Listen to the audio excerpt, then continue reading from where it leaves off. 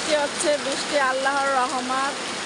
তো আসলে জানি না এরকম কতদিন থাকবে এরকম বৃষ্টি। তো আমার তো বাসায় যেতে হবে ঢাকায়।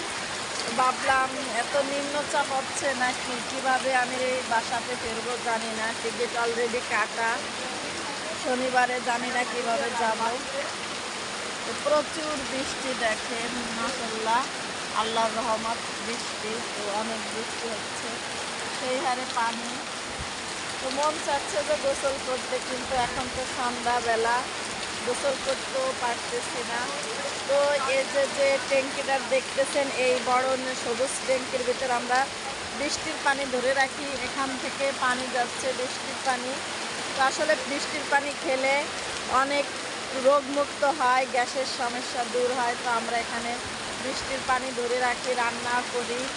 আবার কাঁচা খাওয়ার জন্য অনেক সময় আমরা পানিটা খাই, অনেকে নিয়ে খায়। আমাদের গ্রামেও অনেকে বৃষ্টির পানি ধরে রাখে, যেটা এখান থেকে নিয়ে খাওয়ার জন্য নিয়ে যায় অনেকেই পানি।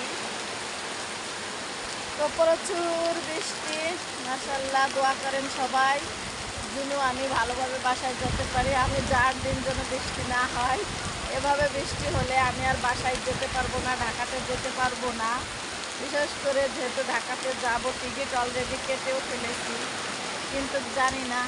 ভাবতেছি আম গাছ থেকে একটা আম পড়লে অবশ্যই কুড়াইতে যাব, কিন্তু আমও মনে হয় পড়বে না, যে বৃষ্টি বৃষ্টি আছে, বাতাস নেই, তো এই কারণে মনে। আর এদিক দিয়ে মনে করেন খোলা মাঠ, মাঠের চারদিকেও পুরা কুয়াশায় ঘিরে গেছে বৃষ্টিতে। মানে এত পরিমাণ বৃষ্টি হচ্ছে যে মনে হচ্ছে শীতের দিন, কুয়াশায় পুরো ঘিরে গেছে।